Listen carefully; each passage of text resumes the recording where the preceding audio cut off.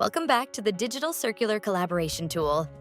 In this tutorial, I will walk you through the product adding process. First off, head to the menu and click Profile. Before publishing any products, let's put in one of my artworks. In this section, you can publish art as well as previously made works. To start, click the button Add New Work. Upload a picture, then add the work title and description. Click Make Work Public and publish it. And that's it. Your work has been published for others to see.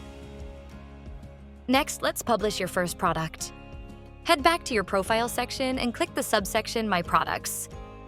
Then press Add New Product. Insert the product title, add category, and fill in the description.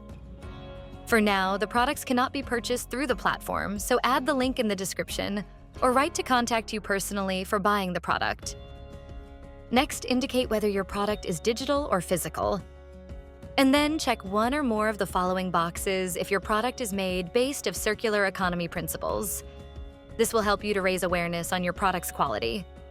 But please, avoid deception. I'm sure your product is good whether it fits these categories or not. Platform admins will also check the compliance of the products published. Let's move forward. Select the colors available for your product. Specify the price. And then upload the picture of the product. Fill in the information about possible delivery methods as well as the shipping price. Check out for any typos and other errors, then press Publish. Congratulations! Your first product has been published. Make sure the product is visible to others by seeing if it is checked in as published. If you want to unpublish your product for a while, you don't have to delete it altogether. Simply use this checkbox. That's all for today. Thank you for being with me. In the next tutorial, I will show you all the other opportunities the digital tool provides. Stay tuned.